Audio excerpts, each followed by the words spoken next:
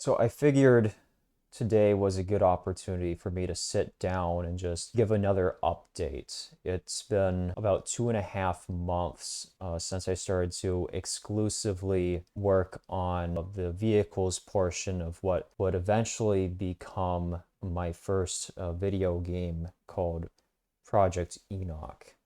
It isn't exactly true that I've just worked on vehicles in the last 2.5 months. In pursuit of the showcase video content that I'm striving to put together, I've actually been pulled in various directions.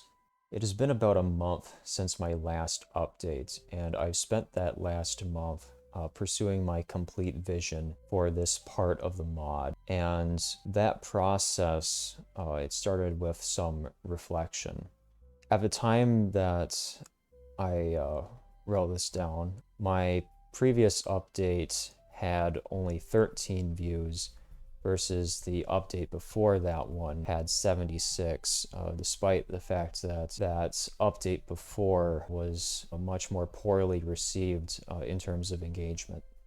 I think there's a temptation for solo game developers to try to become their own sort of employee. A good employee wouldn't get distracted by YouTube videos. They would stick to the plan. They would keep their nose down and they would grind out against their long list of bugs and features and everything that was standing between them and sort of their final products that they were working towards. Instead, what I did was I went down a rabbit hole of YouTube video production and running a YouTube channel. And actually, I don't think that that's necessarily a bad thing. One of the directions that I was pulled in the last month was that I thought it would be good to get a start in making my own music. Eventually, what I want is for my game to have its own original soundtrack. And I thought in the meanwhile, I could put together some tracks to be the background music for YouTube videos so that I wouldn't be using other people's work for that.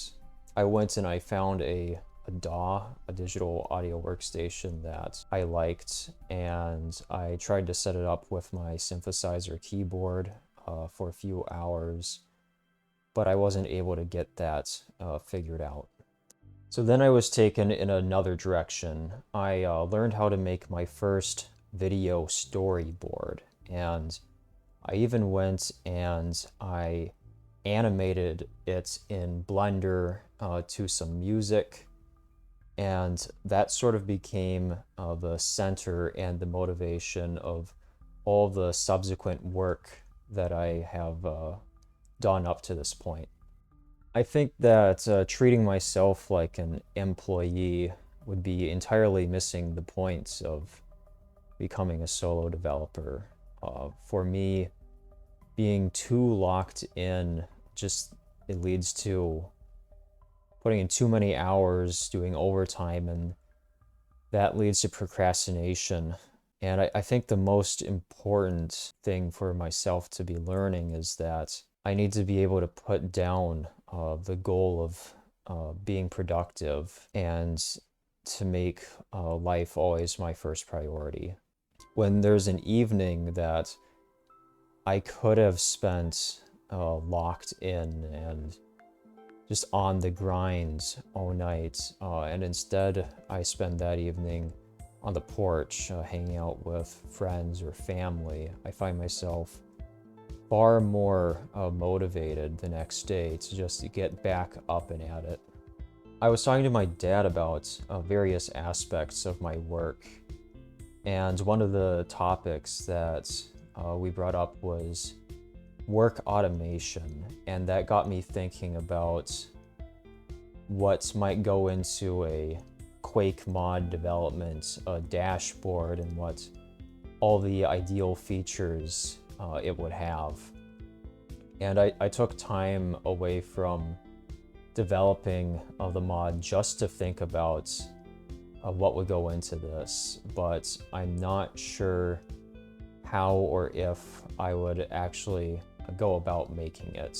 My dad suggested that what I do is I develop a web app using ChatGPT and vibe coding, but I'm not sure how I would actually go about it if that's what I want to do. When it comes to solo game development, there's always this balance that you have to strike between doing things your own way and accepting the support of other people. I think it comes down to is having a clear vision. If you're sure about what you want, then that's what you should strive to do. But when I'm trying to solve some problem, or when there's a gap in my creative vision, then what I want to do is to rely on the support and the resources that other people have made accessible. My first game development video was about starting over. I had tried to implement a hierarchical state machine AI system as a Quake mod, and it had ended up being far too buggy and just problematic and not worth the time it was taking to develop. So that was a failure to take advantage of what was most accessible to fill in sort of the gaps in my vision. But I don't consider that to be a waste of time. In a similar way, I spent my first months of game dev making these terrible little maps in Trench Broom, making terrible models in Blender, and terrible textures in Wally. And I think that's just a necessary step in becoming a decent game developer. I don't think that I have the skills yet to truly execute on my own vision for my game, but I can feel that I'm getting closer, and I know that I'm still far from reaching my limits in terms of growing as a developer. It can be hard for me to explain to friends and family, or even just to myself or camera, how I haven't made any concrete progress on the campaign of my game in probably over 6 months. And the content, the progress that I have made since or before then, I just plan to redo it. I think the process of learning, it can be kind of embarrassing at times. People expect results from you, and they expect results from you now, even though great isn't possible now. Great is probably possible later, but not now. In my pursuit of the storyboard for the vehicles showcase, I've had to learn even more than I expected. I wanted to use the cutscene functionality from this Quake mod called Prog's Dump, and it turns out that learning to use that functionality, it took more than just giving it a glance over and being able to create the cutscenes that I wanted in an afternoon.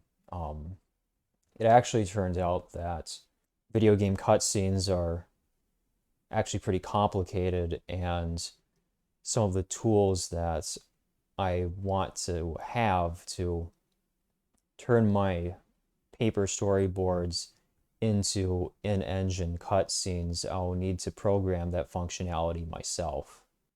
There's also, there have been a lot of details in that storyboard that I've never actually implemented, features I've never actually implemented in the game before, and I had to learn how to do that. I believe that people will respect the passion put into a project more than any science or system of doing business could deliver. The typical advice that I see for game developers on the internet is that people should just put out whatever content they're able to, wherever they are, whatever skill level they're currently at. And I see this sort of genre of advice in sort of every content creation sphere. And I just think that the world is sort of oversaturated with this slop content and hustles where people are just trying to throw something else and make a buck.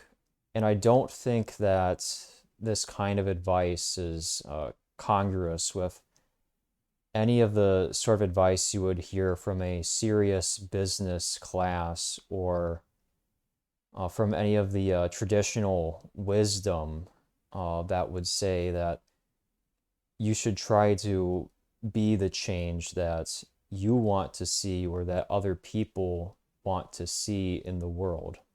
I think my reason and my motivation for the passion that I put into my work should be that I'm actually trying to do something a little good here, even if it is a bit inconsequential.